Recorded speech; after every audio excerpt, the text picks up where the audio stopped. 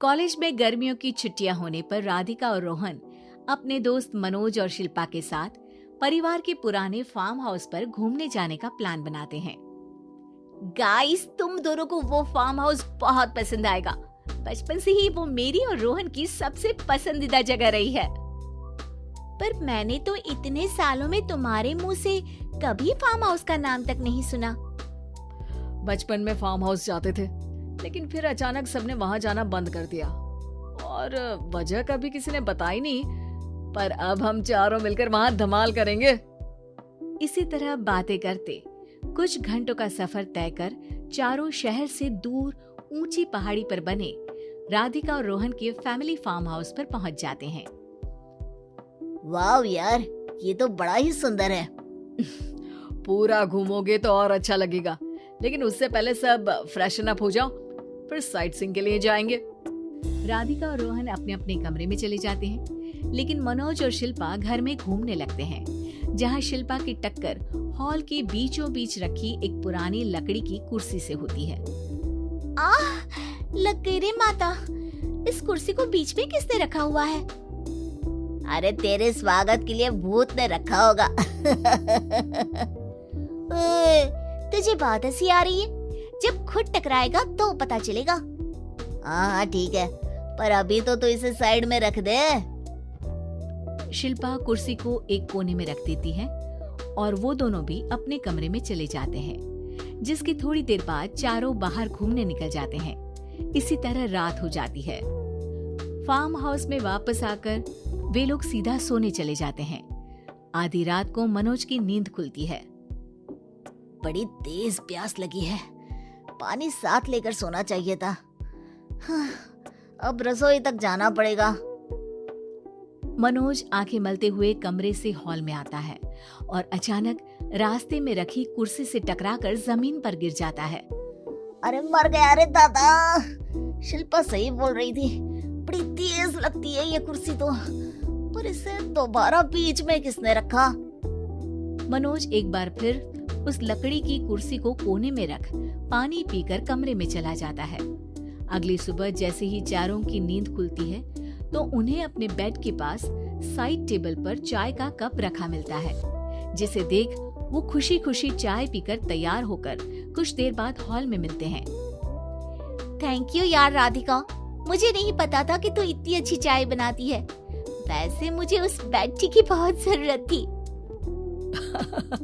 ये और चाय, अरे इसे तो पानी तक उबालना नहीं आता। मतलब तूने हमारे लिए चाय बनाई क्या दोस्त? अरे चल पागल है क्या, इतना भी प्यार नहीं है मुझे कि तुम्हारे लिए बेड टी बनाऊं। चाय पर ये चर्चा करते हुए मनोज जैसे ही पीछे मुड़ता है तो एक बार फिर लकड़ी की पुरानी कुर्सी से टकराकर उस पर गिर जाता है। हाय रब्बा, अरे चाय छोड़ो, पहले ये बताओ कि इसे बार बार बीच में कौन रखता है? कल रात ही मैंने इसे साइड किया था। तुम पहले ये बताओ कि चाय किसने बनाई थी? सबकी बातों को कुछ देर ध्यान से सुनने के बाद राधिका हैरानी से कुर्सी की तरफ देखने लगती है।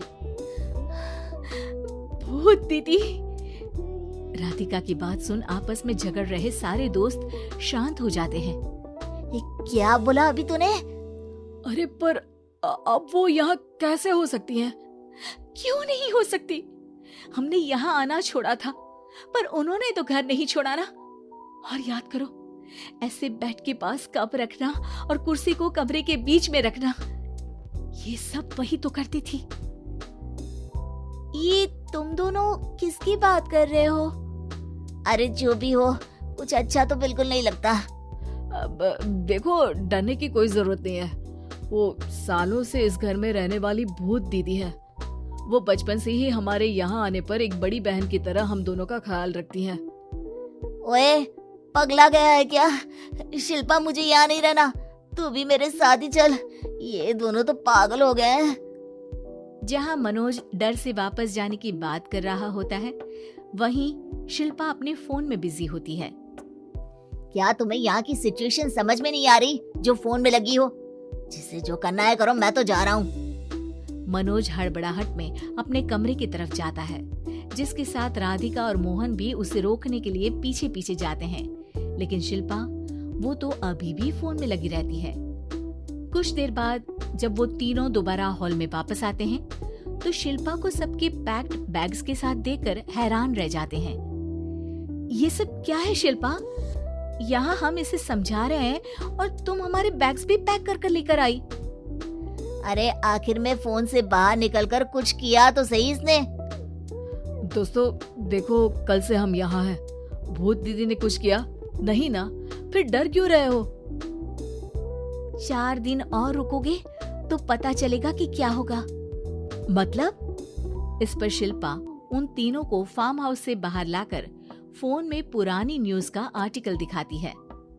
सालों पहले यहाँ रह रही औरत ने अपने दोनों बच्चों को सुबह सुबह दूध में जहर पिलाकर मार दिया और फिर हॉल में उस कुर्सी पर खड़े होकर खुद भी फांसी लगा ली थी। तुम्हारी बातों से मुझे इस केस की याद आ गई। गूगल किया तो पता चला कि ये वही फार्म हाउस है। अभी भी यहाँ रहना चाहते हो, जिससे कुछ दिनों में वो सबको थोड़ा थोड़ा जहर देकर मार दे? अरे पर ये दोनों तो बचपन से यहाँ आ रहे हैं, फिर इन्हें अभी तक कुछ क्यों नहीं हुआ? वो तो पापा बताते हैं कि हम आते थे। हाँ, और मुझे भी एक बार का ही याद है। वाह, और कहानियां तो ऐसे सुना रहे थे जैसे सदियों से यहीं रहते हो। तीनों ये बात कर ही रहे होते हैं कि अचानक फार्म हाउस में से एक आवाज सुनाई देती है। मैं यहाँ किसी को जिंदा नहीं रहने दूंगी, किसी को नहीं। बस ये सुनने की देर ही होती है कि चारों डर से कांपते हुए तुरंत कार में बैठकर वहां से भाग जाते हैं।